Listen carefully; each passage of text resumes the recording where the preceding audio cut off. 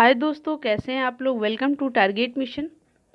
इस वीडियो में हम लोग देखेंगे पाटलिपुत्र यूनिवर्सिटी के स्टूडेंट्स के लिए जिनका इंग्लिश ऑनर्स है पार्ट 1। तो इसमें हम लोग देखेंगे पेपर 1 के कुछ इम्पॉर्टेंट टॉपिक्स, और ये भी ध्यान रखें कि इसको इंग्लिश और हिंदी में भी एक्सप्लेन किया जाएगा। ठीक है, तो आइए स्टार्ट करते हैं। अगर आप लोग ये चैनल पर न्यू हो तो चैनल को ज़रूर सब्सक्राइब कर लें ताकि आपको सारे नोटिफिकेशन मिल सके। इस चैनल पे आपको ऑनर्स, सब्सिडरी, कंपोजिशन सबके इम्पॉर्टेंट क्वेश्चन मिलेंगे। इम्पॉर्टेंट क्वेश्चन मीन्स ये 100% आपके लिए हेल्पफुल होगा ताकि आप इतना पढ़ें और एग्ज़ाम में जाओ और 100% आपसे एक भी सवाल नहीं छूटेगा। इस बात की गारंटी, इस बात का गारंटी इसलिए लिया जा रहा है ताकि इसमें प्रीवियस ईयर के जितने भी क्वेश्चन आए हुए हैं उन सबको एनालाइज करके ये इम्पॉर्टेंट क्वेश्चन बनाया गया है। ठीक है, तो हम लोग का पूरे विश्वास है कि ये क्वेश्चन आपके लिए बहुत हेल्पफुल होगा।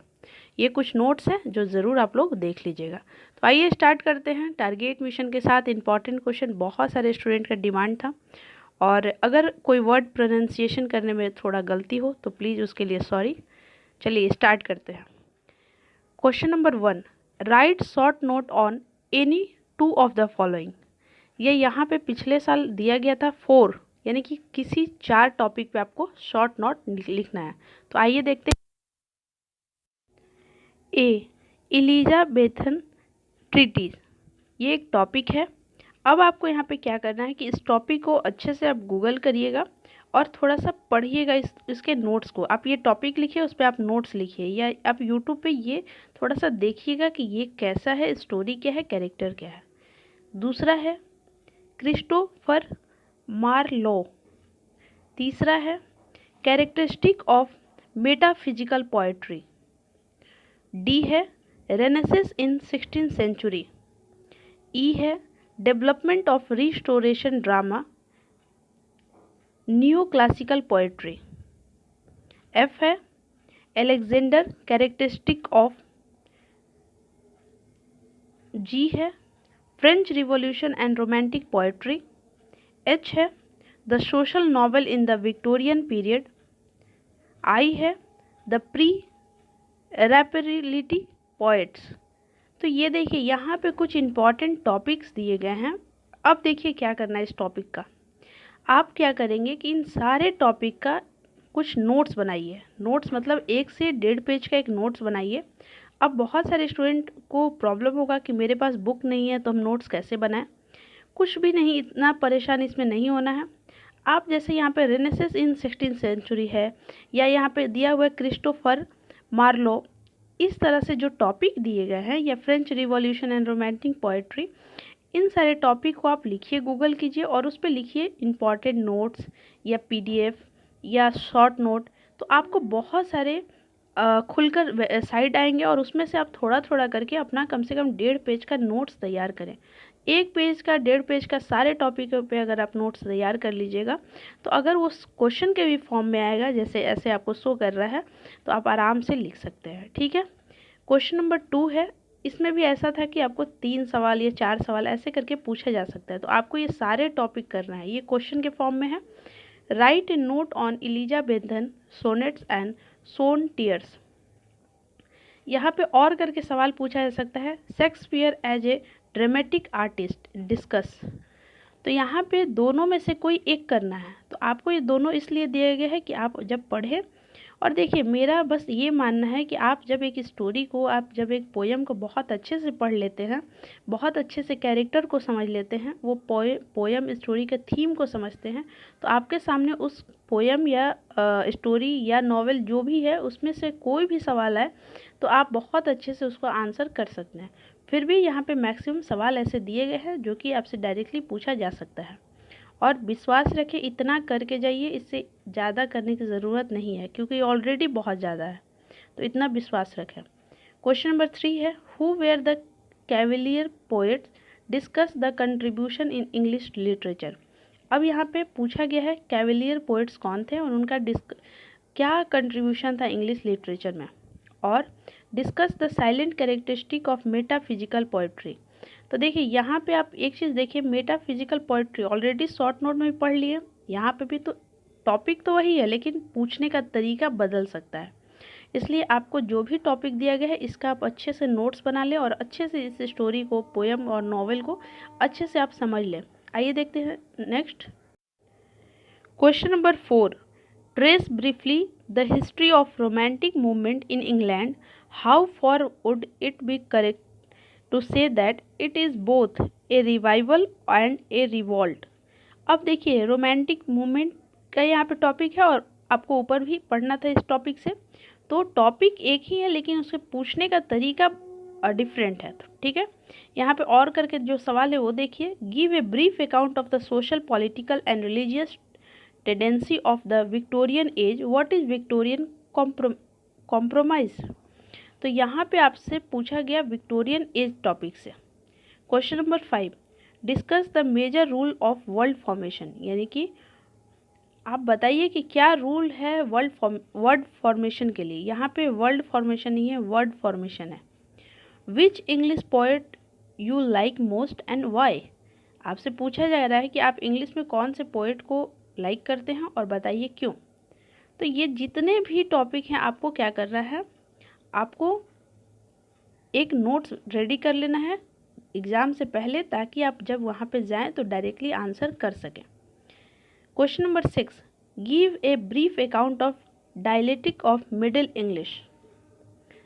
Question number 7। Give 5 example of words borrowed from Indian language in English, or elaborate on the Latin and French borrowing in English language, or elaborate on the Scandinavian French borrowing in English language। यहाँ पे आपसे ऐसा भी सवाल पूछा जा सकता है, तो आप बिल्कुल ध्यान दें कि आपको जितना आंसर लिखना है उससे ज़्यादा टॉपिक यहाँ पे दिया गया है, ताकि आप इतने सारे टॉपिक को करके जाइएगा तो फिर आपको कुछ और भी या क्वेश्चन बैंक, गेस्ट पेपर ये सब लेने का ज़रूरत ना पड़े और आप अपना नोट्स खुद बनाएं।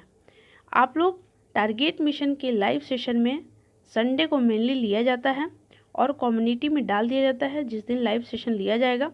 आप ज़रूर ज्वाइन करें कि आपको एग्ज़ाम में कैसे आंसर लिखना है, कैसे 32 पेज को कैसे एटलीस्ट 30 पेज 28 पेज लिखना है, और कैसे आप सब्सिडरी की प्रिपरेशन, कंपोजिशन का प्रिपरेशन कैसे कर सकते हैं।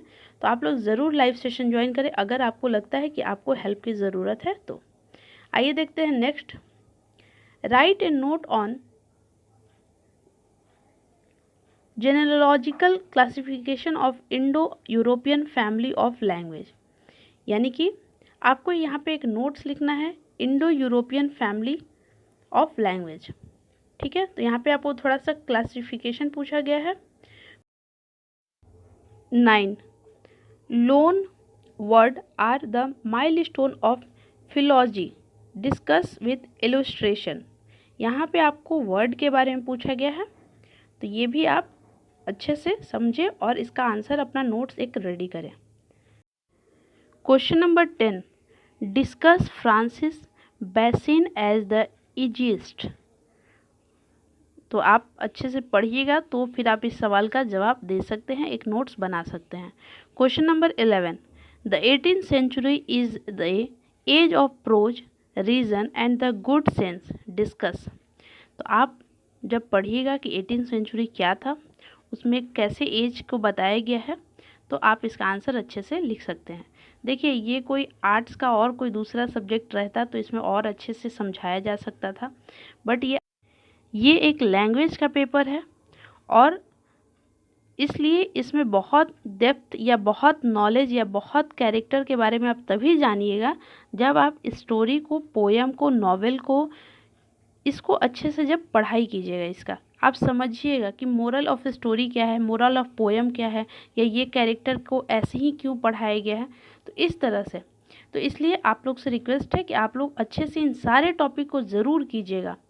और कैसे करना है, चाहे आप यूट्यूब पे सबसे अच्छा है कि एक 3D मूवी देखिए, इसलिए क्योंकि बहुत सारे यूट्यूब पे आपको हर टॉपिक का, हर पोयम, हर स्टोरी का आपको एक मूवी मिल जाएगा, क्योंकि उससे क्या होगा कि आपको कैरेक्टर याद हो जाएगा कि किसका क्या कैरेक्टर है, और उससे आप बहुत जल्दी अच्छे से मेमोराइज कर सकते हैं और फिर आप अच्छा नोट्स लिख सकते हैं। ठीक है, ये लास्ट है क्वेश्चन नंबर 10। तो यहाँ पे क्वेश्चन नंबर 10 ये अलग एक टॉपिक है। Write A short note on any two of the following. तो ज़रूरी नहीं है कि 2 ही आएगा, यहाँ पे 3 भी आ सकता है।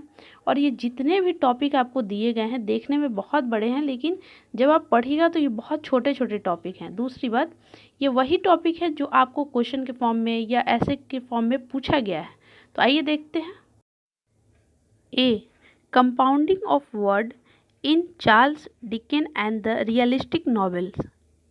B, the serialized novel in the 19th century. C, development of the English novel. D, morpheme. E, Augustan age of satire.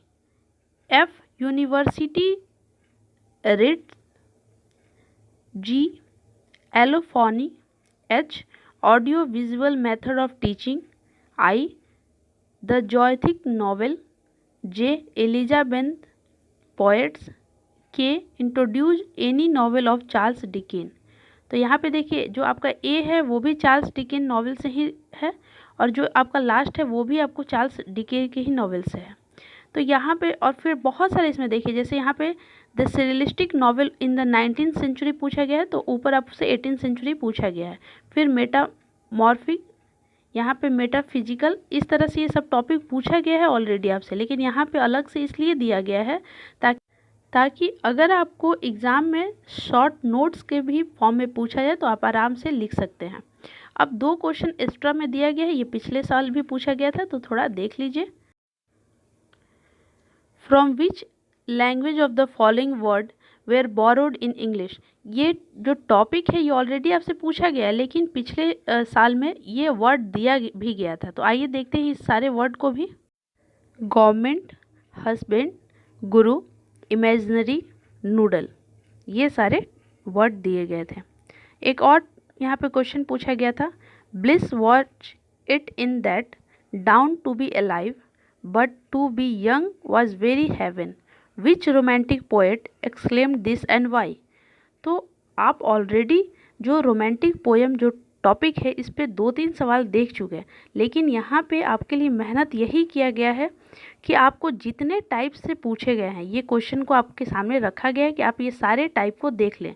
नहीं तो आपको ये भी बोला जा सकता था कि ये टॉपिक इम्पॉर्टेंट है, लेकिन नहीं, यहाँ पे आपको वो सारे टॉपिक दिए गए हैं, प्लस किस टाइप से पूछे जा सकते हैं ये भी बताया गया है। आई होप आपको ये वीडियो अच्छा लगा हो, और थोड़ा बहुत जो प्रोनाउंसिएशन में गलती हुआ होगा उसके लिए सॉरी, क्योंकि ये एक लैंग्वेज पेपर है। तो आइए अब थोड़ा इम्पॉर्टेंट नोटिस ये भी देख लीजिए। अगर आप इस चैनल पे न्यू हैं तो चैनल को सब्सक्राइब बिल्कुल कर लीजिएगा और बेल आइकन को प्रेस ज़रूर कीजिएगा ताकि आपको सारे नोटिफिकेशन और नोटिस मिल सके। दूसरी बात, आप टेंशन फ्री होकर अपने एग्ज़ाम की प्रिपरेशन करें और अपने दोस्तों के साथ ज़रूर शेयर करें, ये तो बिल्कुल नहीं भूलना है। ये आपको शो किया जा रहा है कि आप अपने दोस्तों के साथ ज़रूर शेयर कीजिए। टेक इट इजी, टेंशन नहीं लेना है। तो आइए कुछ देखिए, बार बार आपको याद दिलाया जा रहा है ताकि आप भूलें ना। क्या चीज़ ना भूलें कि आपको इन सारे क्वेश्चन का नोट्स भी बनाना है, तब ये इंपॉर्टेंट क्वेश्चन आपके लिए हेल्पफुल होगा। ये आपको टारगेट मिशन के बारे में एक ब्रीफ नॉलेज है, थोड़ा इसे पढ़ें और अपने दोस्तों के साथ शेयर करें ताकि उन्हें भी हेल्प मिल सके। Thank you so much, wish you all the best.